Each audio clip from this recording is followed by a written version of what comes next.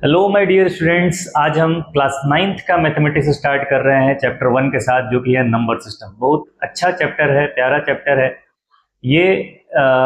थोड़ा सा इसका बैकअप जो आता है वो क्लास 8 से आता है, और कंसेप्ट्स जो हैं इसके इतने इंपॉर्टेंट हैं। जो लास्ट में हम लोग एक्सपोनेंट्स पढ़ते हैं, इसमें रेशनल नंबर्स या रूट वाले जो कैलकुलेशंस पढ़ते हैं, वो इतने इंपॉर्टेंट हैं कि तुम ये सोचो कि जो बच्चे 12th पास कर चुके हैं या जो बच्चे 11th में है, 12th में है, वो भी इसके कंसेप्ट में बार बार स्ट्रगल करते हुए पाए जाते हैं। तो चलो इसको स्टार्ट करते हैं और इसके हर कंसेप्ट को ढंग से सीखेंगे, और जहां पर जरूरत है ज्यादा क्वेश्चन प्रैक्टिस करने की, वैरायटी ऑफ क्वेश्चन प्रैक्टिस करने की, वहां पर मैं आपको बहुत तगड़े तगड़े अच्छे अच्छे क्वेश्चन प्रैक्टिस कराऊंगा। यहाँ पर हमारे पढ़ने का उद्देश्य सिर्फ इतना नहीं है कि क्लास 9th का ये चैप्टर खत्म कर लिया जाए या इस चैप्टर को इस तरह से पढ़ लिया जाए कि एग्जाम में अच्छे मार्क्स आ जाए। हम इसको इस तरह से पढ़ेंगे कि आगे आने वाला जो हमारा क्लासेस हैं, क्लास 11th में, 12th में या 12th के बाद से भी जब हम पढ़ाई करेंगे, तो वहाँ पर जब यूज़ आए इन चीज़ों का, तो हम बिल्कुल अच्छी तरह से कर पाएँ, हम कभी ना फंसें और कभी ना अटके यहाँ पर।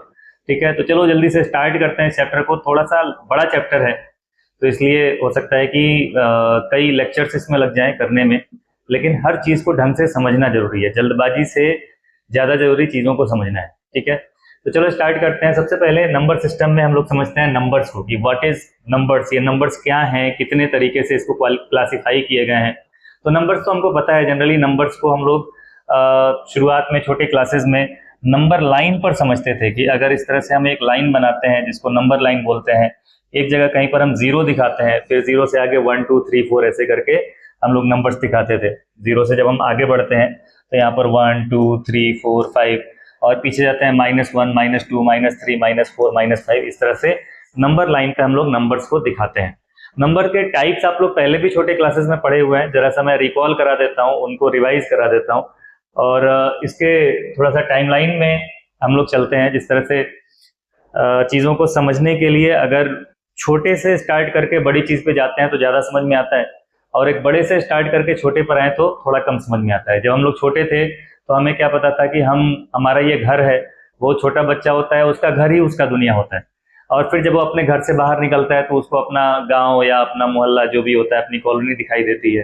फिर उसको पता चलता है कि अच्छा शहर भी कोई चीज़ होता है, फिर पता चलता है कि अच्छा इससे बड़ा डिस्ट्रिक्ट होता है, इससे बड़ा स्टेट होता है, उससे बड़ी कंट्री होती है। फिर कंट्री के बाद पता चलता है कि अच्छा कंट्री के बाद से एक वर्ल्ड भी है, एक दुनिया भी है। और फिर दुनिया से बाहर जाते हैं तो ब्रह्मांड भी है, जिसमें हमारे जो प्लेनेट है उसके ऐसे बहुत ढेर सारे और भी प्लेनेट्स हैं। तो छोटे से स्टार्ट करके, अपने कमरे से स्टार्ट करके, और बच्चा समझता है पूरे ब्रह्मांड को। तो चलो स्टार्ट करते हैं। वैसे अगर देखा जाए तो पूरा ब्रह्मांड जो है हमारा ये नंबर है, और इस नंबर के अंदर बहुत टाइप के नंबर्स हैं। तो मैं यहाँ से स्टार्ट करूँ नंबर से, कि नंबर कितने टाइप से होते हैं, इसको समझने से ज़्यादा आसान हमारे लिए ये होगा कि हम बिल्कुल इन टाइप्स को खत्म कर दें, और उसके बाद से बिल्कुल आखिरी वाला जो टाइप है वहां पर हम लोग चलें और वहां से स्टार्ट करें। देखो, सबसे पहले सबसे पहले जब हम नंबर्स पढ़ते हैं तो नंबर्स में हम क्या पढ़ते हैं? Natural numbers. नेचुरल नंबर्स हम काउंटिंग करना शुरू करते हैं। तो छोटा बच्चा होता है, काउंटिंग करना शुरू करता है कि ये कितनी उंगलियां हैं, एक है, कितने हैं, दो हैं, कितने हैं, तीन है, अब कितने हैं, एक भी नहीं है। ठीक है, तो 1 2 3 4 काउंटिंग जहां से हम स्टार्ट करते हैं, बच्चा वहीं से नंबर्स के बारे में जानना शुरू करता है। तो सबसे पहले जो हम नंबर्स पढ़ते हैं वो होते हैं नेचुरल नंबर्स। नेचुरल नंबर्स का मतलब, नेचुरल नंबर्स को आप बोल सकते हैं कि दीज आर काउंटिंग नंबर्स। ये वो नंबर्स हैं जिनसे हम लोग काउंटिंग करते हैं। ठीक है, काउंटिंग नंबर्स हैं ये। काउंटिंग करते हैं, किससे काउंट करते हैं? काउंट करना हम स्टार्ट करते हैं 1 से, 0 से नहीं, 1 से स्टार्ट करते हैं। 1 2 3 4 5, इस तरह से स्टार्ट करते हैं। आगे चल के आप सेट पढ़ेंगे क्लास 11th में, तो इसको नेचुरल नंबर का जब सेट के फॉर्म में लिखना होता है तो हम लोग करली ब्रैकेट लगाते हैं। सेट में बहुत ज्यादा टेंशन लेने की जरूरत नहीं है, कुछ सोचने की जरूरत नहीं है। 11th में जाओगे तो सेट का डेफिनेशन वगैरह सब कुछ बताया जाएगा। तो अभी देखो, नेचुरल नंबर्स हमारे पास क्या है? जो काउंटिंग नंबर्स होते हैं 1 से स्टार्ट करके। जब छोटा बच्चा होता है, पूछोगे कितनी उंगलियां हैं, तो गिन के बताएगा 5, और जब बंद कर लोगे तो बोलेगा एक भी नहीं। उसको जीरो का नॉलेज नहीं होता है। फिर थोड़ा सा जब वो डेवलप करता है तो उसको जीरो का भी नॉलेज होता है कि अगर कुछ भी नहीं है तो उसे क्या बोलेंगे? हम जीरो बोलेंगे। अगर मान लो कि हमारे पास 2 चॉकलेट है और दोनों खा लिए, कितने चॉकलेट है तुम्हारे पास? तो बच्चा पहली बार सीखता है कि अच्छा 0 चॉकलेट है, कुछ भी नहीं है तो 0 है। तो वहां पर जब हम लोग जीरो को इंक्लूड कर लेते हैं, एक जो जीरो नंबर है, जीरो को जब हम इंक्लूड कर लेते हैं तो हमारे ये नेचुरल नंबर्स प्लस जीरो मिला के क्या हो जाते हैं, होल नंबर, जिसको हम लोग रिप्रेजेंट करते हैं डब्ल्यू से। ठीक है, तो नेचुरल नंबर्स हो गए काउंटिंग नंबर्स, और नेचुरल नंबर्स के साथ अगर हम जीरो भी इंक्लूड कर देते हैं तो नंबर क्या बन जाते हैं, होल नंबर्स बन जाते हैं। ठीक है, अब होल नंबर से आगे बढ़ते हैं। होल नंबर में हो गया zero along with natural numbers. अब आगे बढ़ते हैं, इसके बाद से होते हैं इंटीजर्स। अच्छा देखो, जो होल नंबर्स हैं, होल नंबर्स में 0 1 2 3 4 ये हम लोग पढ़ रहे हैं। 0 1 2 3 4 5 ये होल नंबर्स में हम पढ़ रहे हैं, होल नंबर्स का सेट हो गया ये। इसके अलावा ये जो 1 2 3 4 है, 1 2 3 4 से फिर हम लोग निगेटिव में भी काउंटिंग करना शुरू करते हैं। -1 -2 -3 नंबर लाइन पे दिखाएंगे तो उल्टा दिखाएंगे, इधर -1 फिर इधर होगा -2 फिर इधर होगा -3। ये -1 -2 -3 फिर नेगेटिव नंबर का हम लोग को नॉलेज होता है। होल नंबर के बाद, होल नंबर जब पढ़ते हैं उसके बाद से फिर नेगेटिव नंबर आता है। नेगेटिव का मतलब क्या है कि कोई चीज हमारे पास है नहीं बल्कि हम कर्जे में हैं। ठीक है, हमारे पास है नहीं, हम कर्जे में हैं। जैसे मान लो कि तुम्हारे पास कुछ रुपए हो और तुम मार्केट में गए, किसी जान पहचान के अंकल के दुकान पर गए, तुम्हारे पास 10 रुपए थे, तुमने 15 रुपए का सामान ले लिया। अब 15 रुपए का सामान ले लिया तो अंकल जी ने बोला कि अच्छा चलो ठीक है 10 रुपए दे दो, 5 रुपए बाद में दे देना। अब तुमसे कोई पूछे कि अभी बताओ तुम्हारे पास कितने रुपए हैं, तो क्या बोलोगे, यार मैं तो 5 रुपए कर्जे में हूँ। 5 रुपए कर्जे में हूँ, इसको क्या बोलेंगे हम लोग, -5।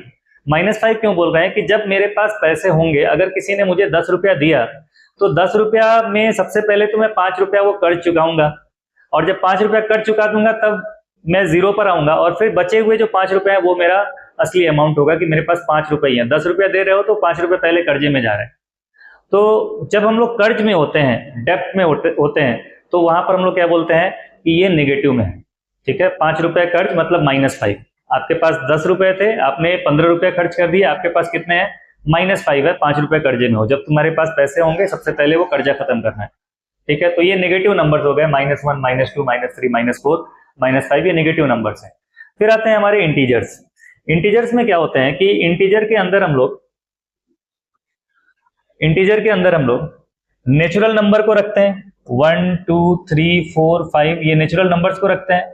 फिर इसके अंदर जीरो भी रख लेते हैं, यानी कि इंटीजर के अंदर हमारे होल नंबर भी हो गए। फिर इसके बाद से इधर आते हैं -1 -2 -3 -4 ये नेगेटिव नंबर्स को भी ले लेते हैं।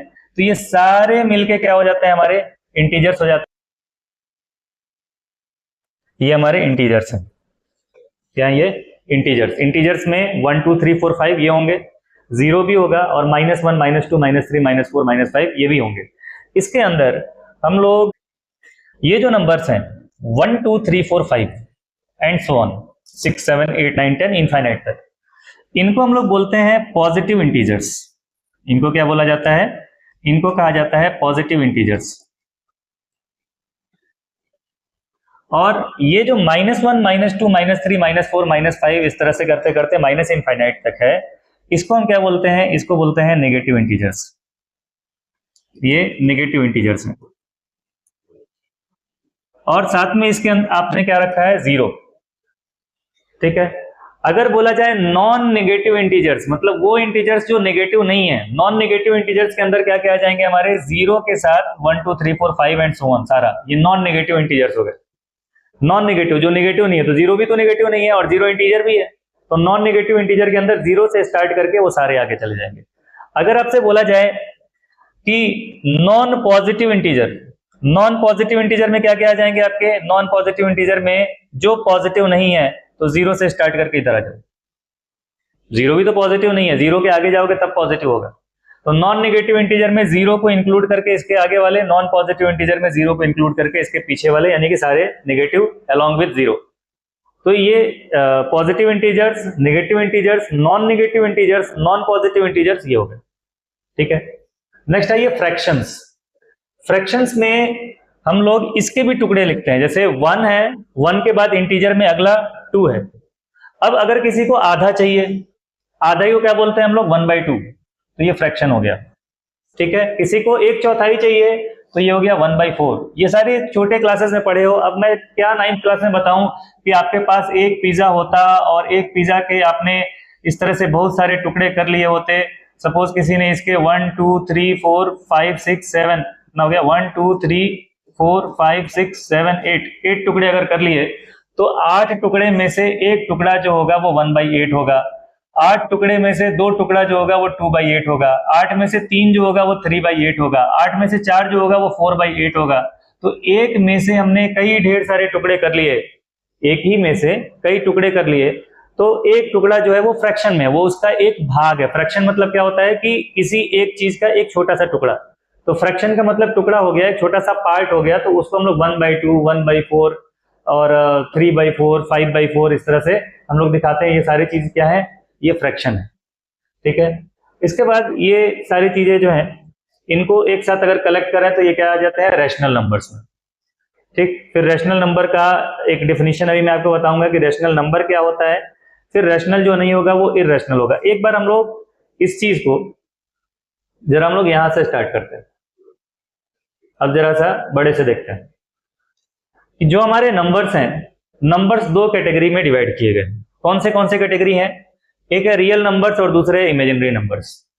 इमेजिनरी नंबर्स के बारे में हमको अभी तक नहीं मालूम है इस क्लास तक, जब आप क्लास 11th में जाओगे तो इमेजिनरी नंबर्स के बारे में भी पढ़ोगे। अभी तक इमेजिनरी नंबर्स आपने कभी देखा नहीं है। रियल नंबर्स क्या है, वो नंबर्स जो आप नंबर लाइन के ऊपर दिखा सकते हैं वो नंबर्स क्या कहलाएंगे, रियल नंबर्स। ऐसे कोई भी नंबर, ऐसे सभी नंबर्स जो नंबर लाइन के ऊपर मौजूद हैं वो सारे नंबर्स क्या कहलाएंगे, रियल नंबर्स। तो नंबर लाइन के ऊपर क्या है, नंबर लाइन के ऊपर क्या है, कौन से नंबर लाइन के ऊपर है, 1 2 3 ये सारे नंबर लाइन के ऊपर है, 0 नंबर लाइन के ऊपर है, -1 नंबर लाइन के ऊपर है, 1 और 0 के बीच में 1/2 है, ये भी नंबर लाइन के ऊपर है, 1/2 और 0 के बीच में 1/4 है, ये भी नंबर लाइन के ऊपर है, ठीक है। नंबर लाइन के ऊपर √2 भी है, नंबर लाइन के ऊपर डेसिमल भी है, नंबर लाइन के ऊपर फ्रैक्शन भी है, नंबर लाइन के ऊपर रैशनल भी है, इररेशनल भी है। तो जितनी भी नंबर्स नंबर लाइन के ऊपर पाए जाते हैं वो सारे क्या कहलाते हैं, रियल नंबर्स कहलाते हैं। फिर रियल नंबर्स को हमने दो पार्ट में डिवाइड किया, rational numbers and irrational number. Rational और इररेशनल को अभी डिटेल में समझना है, ठीक है। रैशनल नंबर्स को हमने दो पार्ट में डिवाइड किया, कौन से फ्रैक्शंस और एंड इंटीजर्स। रैशनल नंबर्स को आपने दो पार्ट में डिवाइड किया, फ्रैक्शंस एंड इंटीजर्स। फिर इंटीजर्स को आपने दो पार्ट में डिवाइड किया, एक नेगेटिव्स है और दूसरे होल नंबर्स हैं, ठीक है। होल नंबर्स में क्या होते हैं, 0 से स्टार्ट करके जितने भी नंबर्स हैं 0 1 2 3 4 ये काउंटिंग नंबर्स इंक्लूडिंग 0 ये होल नंबर कहलाते हैं। नेगेटिव्स क्या है, ये 1 2 3 4 जो है इनके साथ माइनस लगा तो ये नेगेटिव्स हो जाते हैं। फिर आपके होल नंबर जो है, होल नंबर के अंदर क्या क्या होते हैं, होल नंबर के अंदर अगर ये 0 हटा दिया जाए, अलग कर लिया जाए 0 को, तो जो बचता है होल नंबर में वो क्या कहलाता है, ये नेचुरल नंबर्स कहलाते हैं। तो ये पूरा आपका नंबर सिस्टम है जिसमें बताया गया है कि नंबर जो है वो कितने टाइप के होते हैं। इसके अलावा भी नंबर के कैटेगरी बनाए गए हैं, नंबर के इसके अलावा भी कैटेगरी बनाए गए हैं, जैसे even number, odd number, prime number, ये 3 कैटेगरी और बनाए गए। इवन नंबर्स किसे बोलते हैं, इवन नंबर्स वो होते हैं जो 2 से कैंसिल हो जाते हैं। इवन नंबर क्या है, वो नंबर्स जो 2 के मल्टीपल में होते हैं उनको हम लोग इवन नंबर्स कहते हैं। ये सारी छोटी क्लासेस की बातें हैं, इसलिए मैं इसके ऊपर बहुत ज्यादा फोकस नहीं कर रहा हूं, हम आगे बढ़े कुछ नई चीजों को सीखें।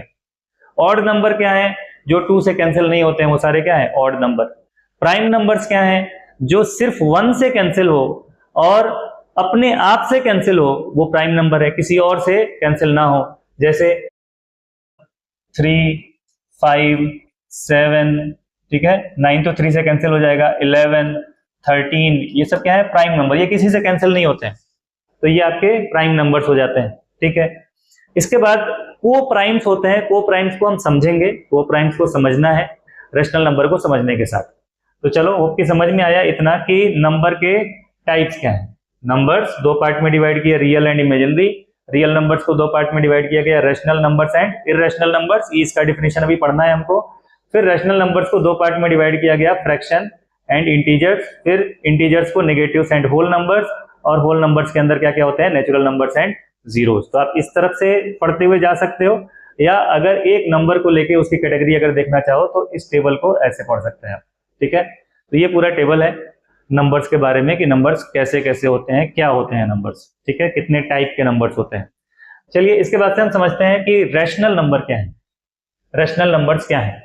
रैशनल नंबर्स के बारे में बताया गया कि वो नंबर्स जिनको हम लोग P अपॉन Q के फॉर्म में लिख सकते हैं, ऐसे नंबर्स जिनको हम P अपॉन Q के फॉर्म में लिख सकते हैं, जहां पर P एंड Q, P और Q दोनों क्या होने चाहिए, इंटीजर होने चाहिए, और Q के साथ एक एडिशनल कंडीशन है कि Q 0 के बराबर नहीं होना चाहिए। ठीक है, और यहाँ पर ये एनसीईआरटी से मैंने उठाया है, तो एनसीईआरटी में ये लास्ट में लिखा हुआ था, इसको मैंने यहाँ पे रहने दिया कि why do we insist Q not equal to 0, Q 0 क्यों, मतलब क्यों नॉन जीरो ही होना चाहिए, क्यों Q 0 नहीं हो सकता है, तो इसके ऊपर भी हमको चर्चा करना है, इसलिए मैंने इसको यहाँ पर रहने दिया। ठीक है, अभी थोड़ी देर में देखते हैं इसको। सबसे पहले देखो रैशनल नंबर्स क्या है।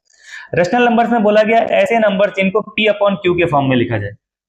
P अपॉन Q क्या है, मतलब हम उसको फ्रैक्शन के फॉर्म में लिख सकें, उसका एक न्यूमरेटर और एक डिनोमिनेटर लिख सकें।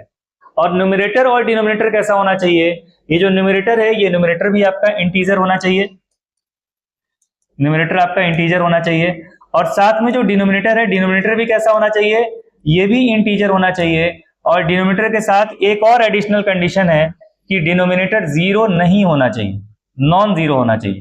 ठीक है, फॉर एग्जाम्पल अगर मैं लिखूं 2/3, तो देखो क्या न्यूमरेटर इसका इंटीजर है, यस, डिनोमिनेटर इंटीजर है, यस, तो ये रैशनल नंबर है। अगर मैंने लिखा 5/7, क्या इसका न्यूमरेटर इंटीजर है, डिनोमिनेटर इंटीजर है, हाँ है, तो ये रैशनल नंबर हो गया।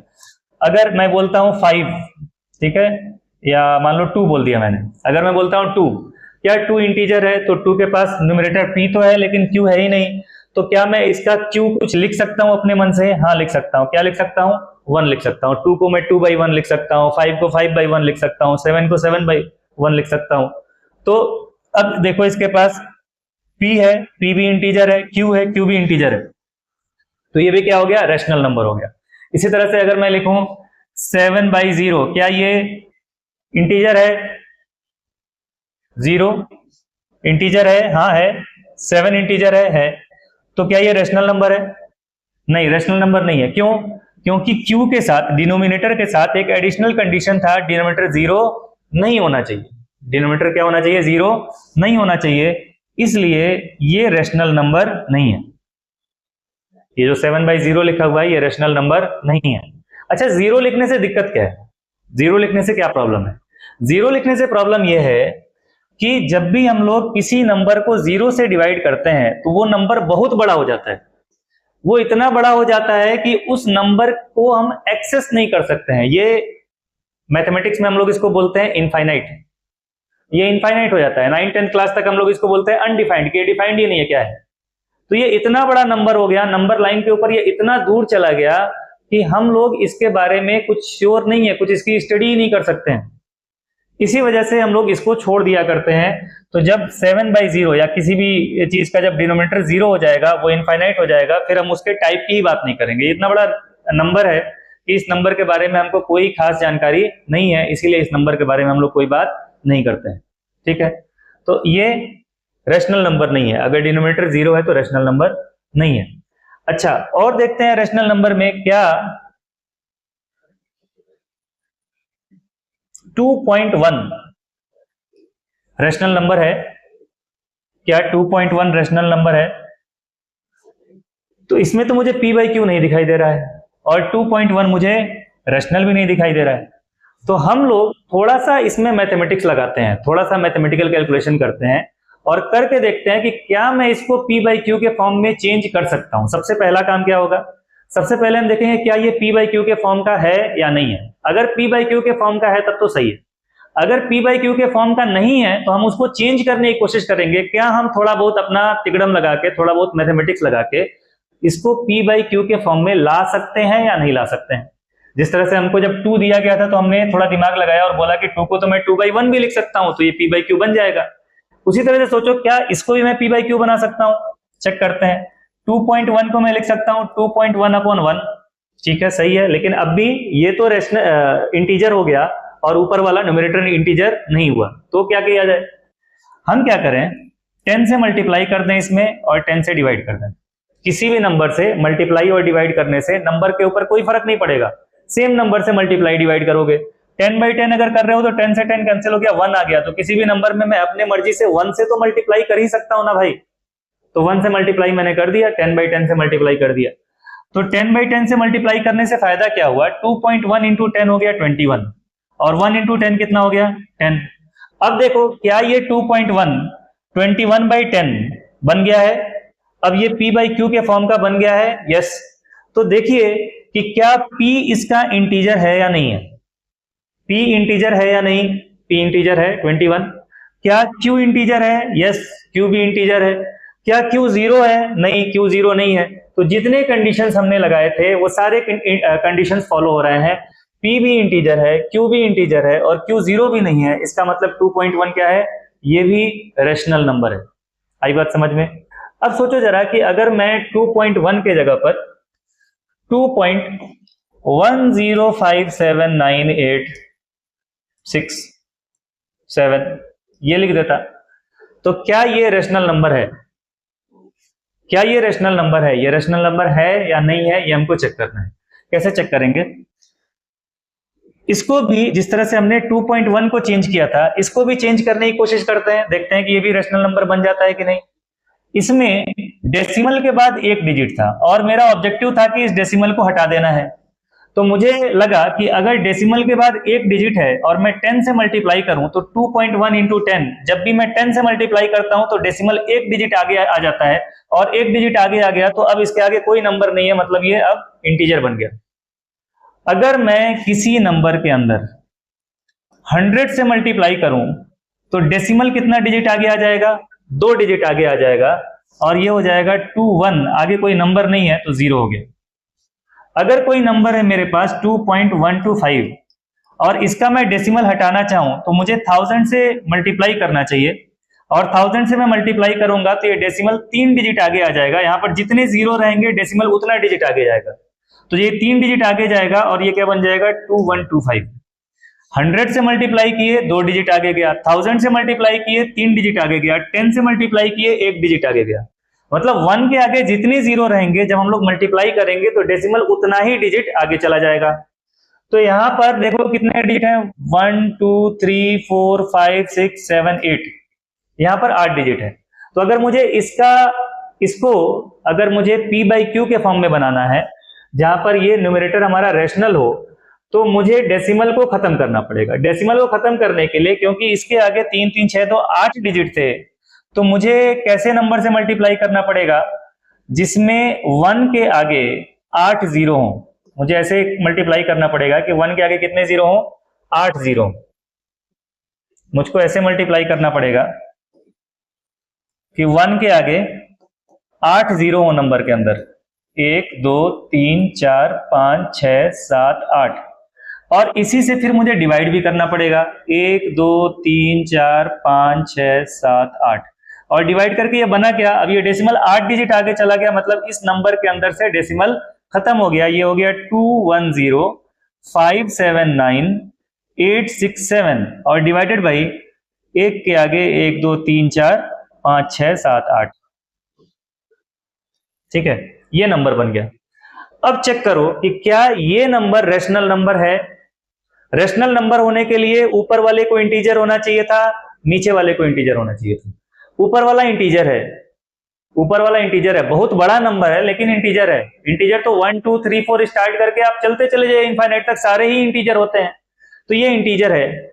और जो नीचे वाला ये भी इंटीजर है, क्योंकि ये भी 1 2 3 4 मतलब 0 तो नहीं है ना, बहुत बड़ा नंबर है, इंटीजर है, ना तो डेसिमल है ना ही फ्रैक्शन है, तो इंटीजर है। और बड़ा नंबर है तो उससे क्या मतलब है, और 0 नहीं है। तो p भी है आपके पास इंटीजर और q भी इंटीजर है, साथ में q 0 नहीं है, तो ये क्या हो जाएगा, हमारा रैशनल नंबर हो गया। अब देखो क्या डेसिमल के बाद यहां पर 8 डिजिट था, 8 के जगह पर अगर 16 डिजिट होता तो भी मैं इसको रैशनल बना सकता था।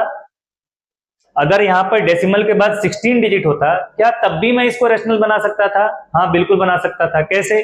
यहां पर 1 के आगे 16 जीरो लगाता और उसी से डिवाइड करता, ये p बाई क्यू बन जाता, तो ये क्या बन जाता, आपका रैशनल नंबर बन जाता। सही है। अगर डेसिमल के बाद यहां पर 50 डिजिट होते तो भी मैं इसको रैशनल बना सकता था, बिल्कुल। 1 के आगे 50 जीरो लगाता, उसी नंबर से मल्टीप्लाई करता, उसी से डिवाइड करता, तो ये p बाई क्यू बन जाता, ये रैशनल नंबर बन जाता। क्या समझ में आता है कि अगर डेसिमल के बाद खूब ढेर सारे डिजिट हों, लेकिन कितने भी ढेर सारे डिजिट हो खत्म हो जाएं, 10 हो, 20 हो, 50 हो, 100 हो, लेकिन कुछ समय के बाद से जाके वो खत्म हो जाए, तब तो मैं उसको रैशनल नंबर बना सकता हूं। लेकिन अगर मेरे पास एक ऐसा नंबर हो जिसमें डेसिमल के बाद जो नंबर हैं ये खत्म ही नहीं होते, ये खत्म ही नहीं होते, तब मैं किस नंबर से मल्टीप्लाई करता, किससे डिवाइड करता, ये तो चलते ही चले जा रहे हैं। अरे भाई 10, 20, 50, 100 कितने भी नंबर हो, मैं 1 के आगे उतने जीरो लगा के मल्टीप्लाई डिवाइड कर सकता हूं। अगर ये डेसिमल के बाद जो डिजिट्स हैं वो चलते ही चले जा रहे हैं, तो मैं किससे मल्टीप्लाई करूं, किससे डिवाइड करूं, अब तो मुझे समझ में नहीं आ रहा है, अब मेरा बस नहीं चल रहा है। तो अब मैं इसको p बाई क्यू के फॉर्म में नहीं चेंज कर सकता हूं। तब फिर मैं और थोड़ा सा जुगाड़ लगाऊंगा और मैथमेटिक्स लगाऊंगा कि क्या कुछ और भी मैथमेटिक्स लगा के मैं कोशिश कर सकता हूं इसको p बाई क्यू के फॉर्म में बनाने का। कोशिश करके देखेंगे कि क्या ये p बाई क्यू के फॉर्म का बन पा रहा है कि नहीं बन पा रहा है। अगर बन पाया तो ठीक है, अगर नहीं बन पाया तब ये रैशनल नंबर नहीं है।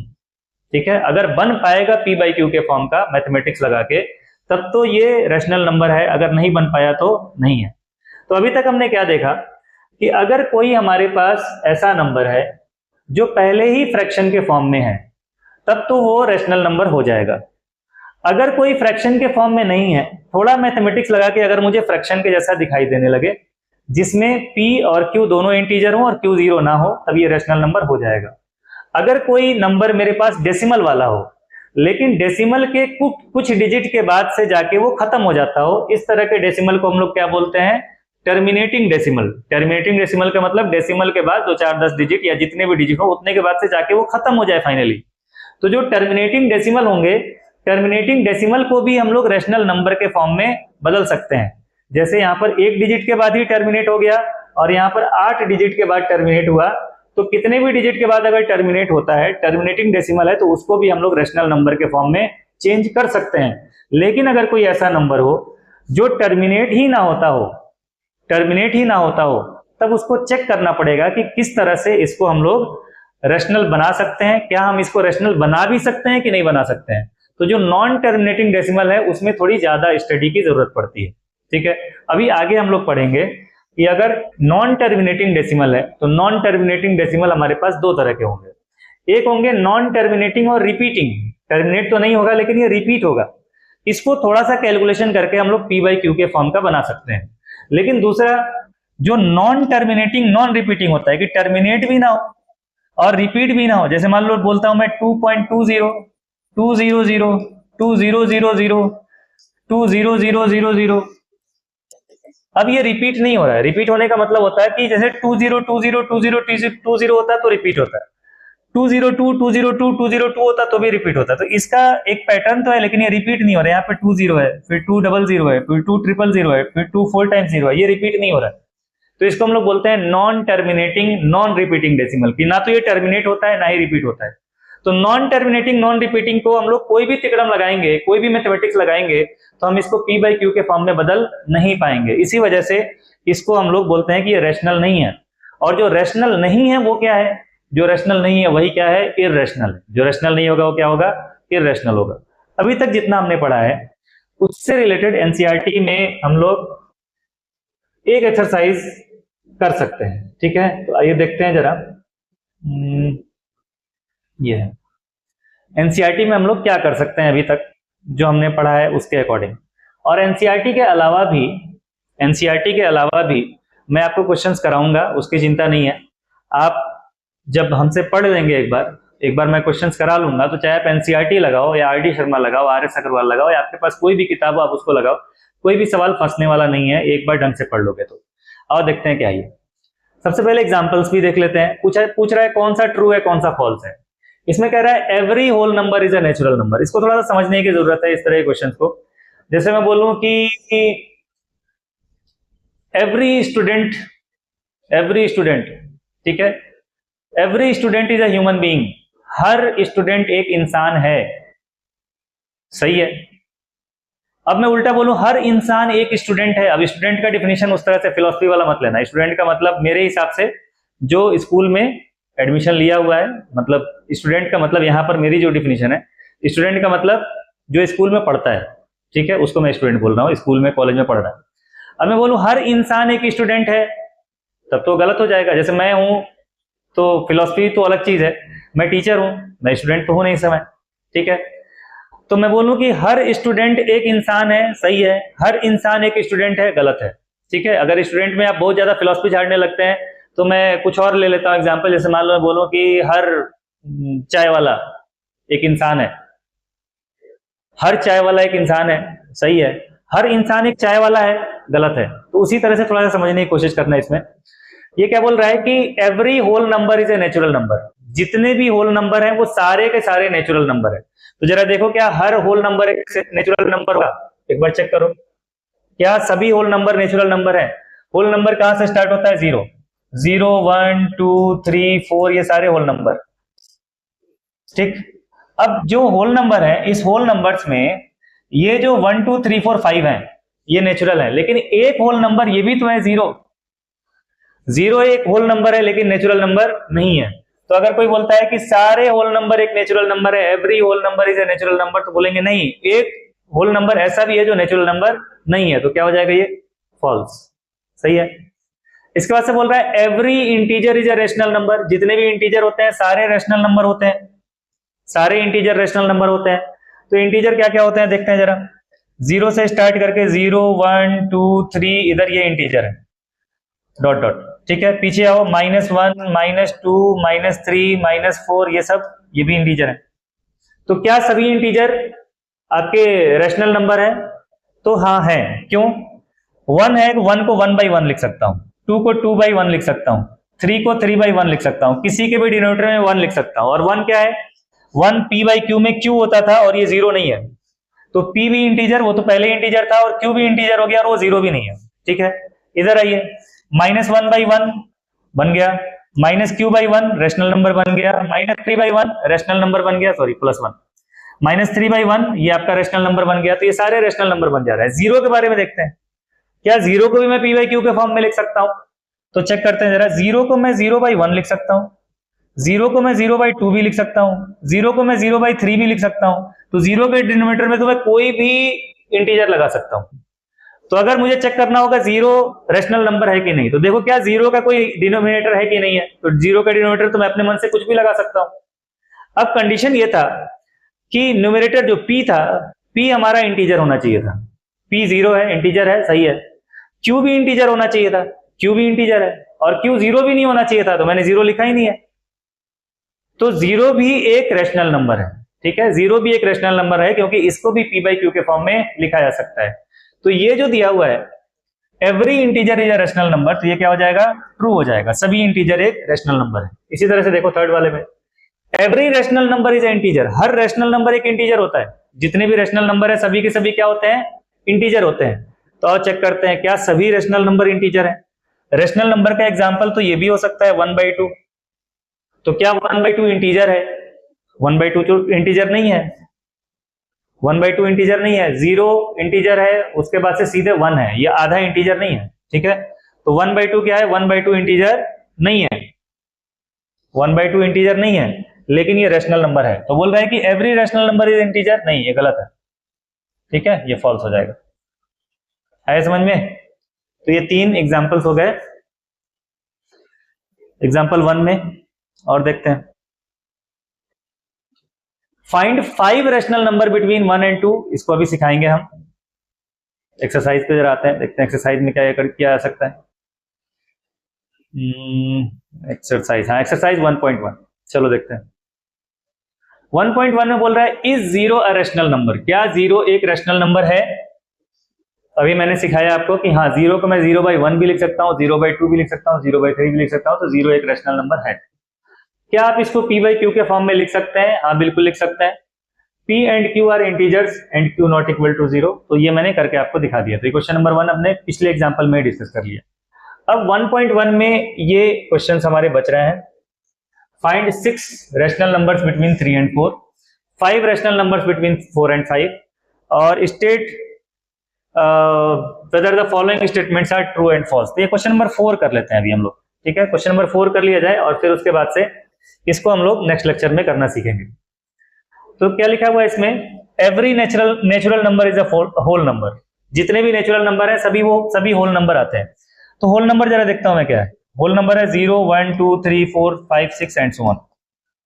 ठीक है, और नेचुरल नंबर क्या है, नेचुरल नंबर क्या है, नेचुरल नंबर ये आपका 1 से स्टार्ट करके 1 2 3 4 5 6 ये सब क्या है, नेचुरल नंबर है। तो जितने भी नेचुरल नंबर है क्या ये होल नंबर भी है?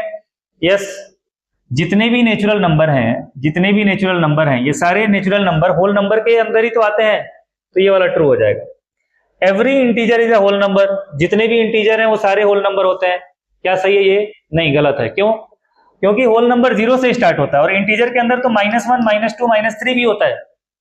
तो सारे इंटीजर होल नंबर नहीं है, तो ये वाला क्या हो जाएगा, फॉल्स।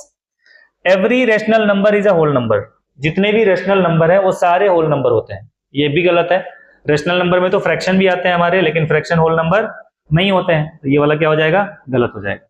ठीक, तो क्वेश्चन नंबर 1 हमने इसमें कर लिया और क्वेश्चन नंबर 4 कर लिया। 2 और 3 बाकी है, इसको हम लोग डिस्कस करेंगे। ठीक है, आज हमने क्या पढ़ा, आज हमने नंबर के टाइप्स के बारे में पढ़ लिया, नंबर कितने टाइप के होते हैं, और रेशनल नंबर और इरेशनल नंबर्स के बारे में पढ़ लिया। अभी इसका डिटेल बाकी है थोड़ा सा। ठीक है।